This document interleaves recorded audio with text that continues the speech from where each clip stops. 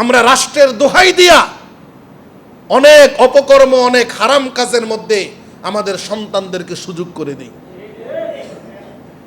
রাষ্ট্র যদি সঠিকভাবে পরিচালিত হতো, 90% মুসলমানের দেশে কখনো অমুসলিমদের কৃষ্টি কালচার মুসলমানদের মধ্যে চাপাইয়ে দিতে পারতো না। এজন্যে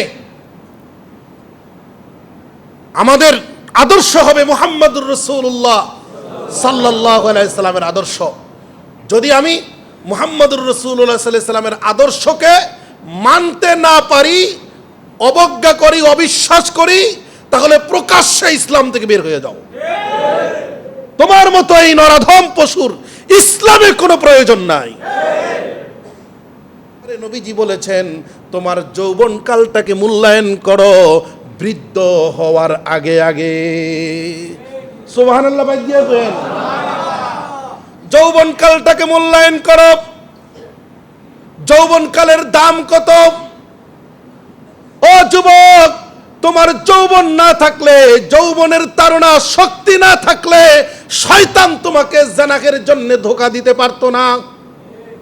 কথা কি মিথ্যা বললাম? আপনাদের আওয়াজে মনে হয় মিথ্যা।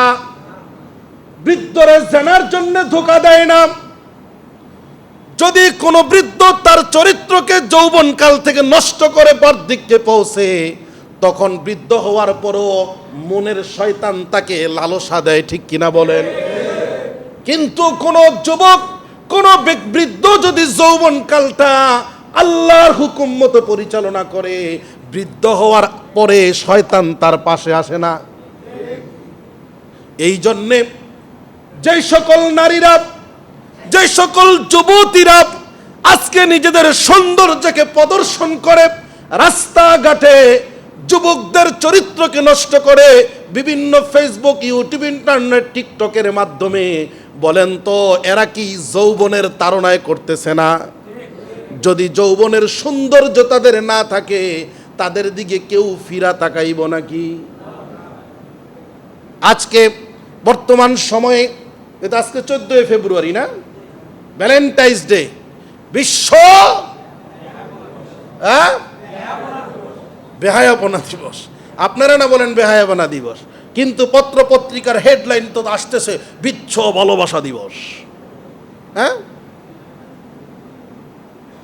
যাদের ভালোবাসা জন্মের পর থেকে পায় না, মাও ভালোবাসে না, বাবাও ভালোবাসে না, এদেরই বছরে একবার ভালোবাসার অনুষ্ঠান করা লাগে, ঠিক কিনা বলেন? এই বিশ্ব ভালোবাসা দিবসের যে ইতিহাস, এই ইতিহাসটা বড় নোংরা ইতিহাস। এজন্যে আমি আমার যুবকদেরকে বলবো, অনেক যুবকরা মানে ভালোবাসেন আমি জানি, এখানে যুবকরা আছে তো নাকি? এই যুবকদের দৃষ্টি আকর্ষণ করছি, এই বিশ্ব ভালোবাসা দিবসের নামে অমুসলিমরা, খ্রিস্টানেরা মুসলমানদের সমাজে, মুসলমানদের রাষ্ট্রে এই বিশ্ব ভালোবাসা দিবস নামে আমাদের কাছে যে ঔষধ পৌঁছায়, এটা হলো করোনার চাইতে বড় মহামারী। করোনার চাইতে বড় মহামারী। করোনা তো এসেছিল কিছুদিনের জন্যে, হয়তো দুনিয়াতে কিছু ক্ষতিগ্রস্ত করেছে, কিন্তু এই বিশ্ব ভালোবাসা দিবস নামের বেহায়াপনা যদি আমাদের ভিতরে ঢুকে যায় আর আমরা যদি সেটা গ্রহণ করে নেই, তাহলে দুনিয়া তো শেষ, শেষ আখেরাত তো শেষ। আমার ভাইয়েরা, যুবক যুবতীগুলো এই ভ্যালেন্টাইন্স ডে নামে আজ 14 তারিখ ফেব্রুয়ারির 14 তারিখে বিকালবেলা ঘর থেকে বের হয়ে যায়, দুপুরবেলা ঘর থেকে বের হয়ে যায় গার্লফ্রেন্ড জিএফ বিএফ এর সঙ্গে সম্পর্ক দেখা করার জন্য, ঠিক কিনা বলেন? কত রকমের চরিত্রহীনতা, কত রকমের অপকর্ম, অবৈধ সম্পর্ক এই দিনগুলোতে হয়, তার কোনো হদিস নাই, তার কোনো হিসাব নাই। মাঝে মধ্যে পত্র পত্রিকায় দেখা যায় বিভিন্ন শিক্ষাঙ্গনের পাশে ডাস্টবিনের মধ্যে বাচ্চা শিশু, নবজাতক শিশু খুঁজে পাওয়া যায়, কুকুরে কামড়িয়ে নিয়ে যায়, শিকালে কামড়িয়ে নিয়ে যায়।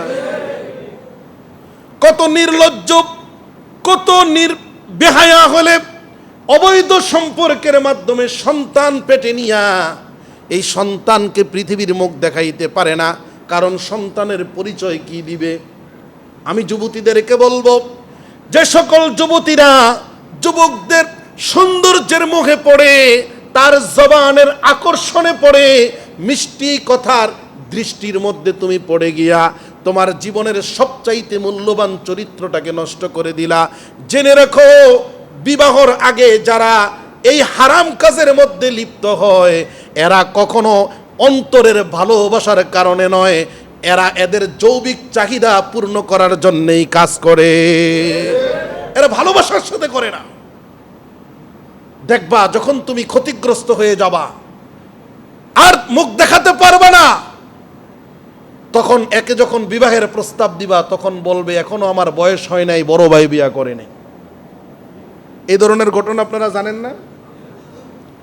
তো এই জন্যে এই 14 ফেব্রুয়ারি আজকে আবার লাইলাতুল বরাতের রাত্রিটা সামনে, পবিত্র জুমার দিন, আপনাদেরকে বিনয়ের সাথে অনুরোধ করছি, আমার যুবক ভাইয়েরা এবং মুরব্বী বাবাদেরকেও, যে মায়েরা শুনছে মাদেরকেও অনুরোধ করছি, আপনাদের যুবক যুবতী মেয়েদেরকে ঘর থেকে বের হতে দিয়েন না, এই ভ্যালেন্টাইন্স ডের অনুষ্ঠানে যাইতে দিয়েন না।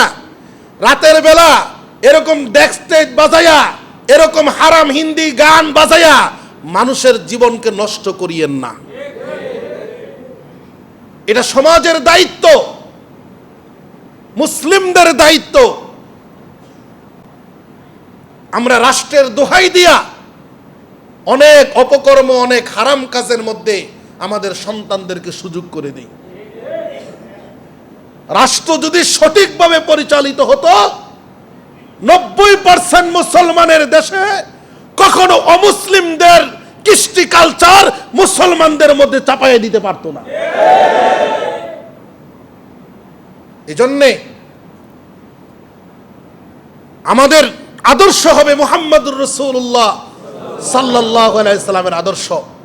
যদি আমি মুহাম্মদুর রাসূলুল্লাহ সাল্লাল্লাহু আলাইহি সাল্লামের আদর্শকে মানতে না পারি, অবজ্ঞা করি, অবিশ্বাস করি, তাহলে প্রকাশ্যে ইসলাম থেকে বের হয়ে যাও। তোমার মতো এই নরাধম পশুর ইসলামের কোনো প্রয়োজন নাই। এজন্য আল্লাহ রাব্বুল আলামিন বলেন, তোমার যৌবনকালটা বড় দামি বান্দা, যখন তোমার যৌবন শেষ হয়ে যায় জেনে রেখো এই যৌবনটা স্থায়ী নয়। এই যৌবন কি কারো স্থায়ী আছে নাকি?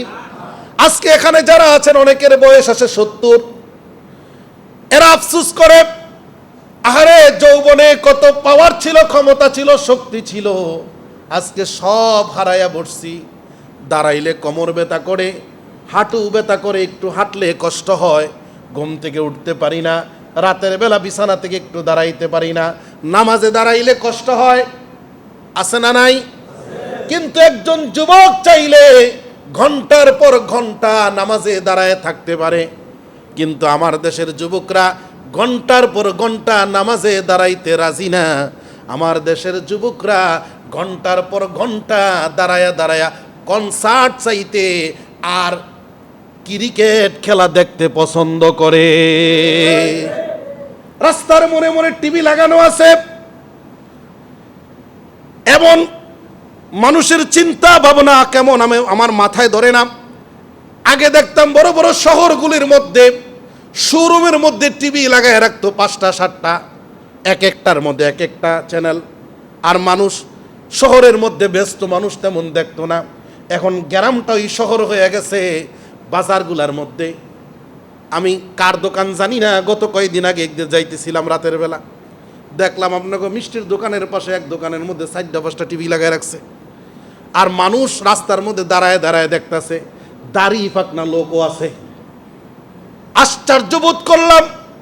কোনটার মধ্যে হিন্দি গান, ছেলেমেয়ের অবৈধ লীলা চলতেছে, কোনটার মধ্যে বাংলা গান, কোনটার মধ্যে খেলা, কোনটার মধ্যে এই ধরনের দৃশ্যগুলো বৃদ্ধ সহ যুবকরা দাঁড়ায় দাঁড়ায় দেখতেছে।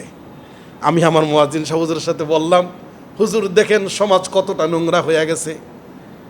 একটা টিভি একটা পণ্য বিক্রি করার জন্য মানুষকে কিভাবে উৎসাহিত করে, অথচ এই যে ডিসপ্লেগুলোর মধ্যে গুনাহের এই নিশানা চালায় দিল, যারা দেখতেছে শুধু তারাই গুনাহগার হচ্ছে না, যারা লাগাই দিছে তারাও গুনাহগার হচ্ছে, আর সমাজে যারা নেতৃত্ব দেয় তাগো উপায় নাই, তাদেরকে আল্লাহ ছাড় দিবেন না। কষ্ট পাইতেছেন কোথায়? আল্লাহ বলেন বান্দা শোনো, যৌবনকালটা বড় দামি, এই যৌবনটাকে কাজে লাগাও। নবীজি বলেন বৃদ্ধ হওয়ার আগে তোমার যৌবনকালটাকে কাজে লাগাও।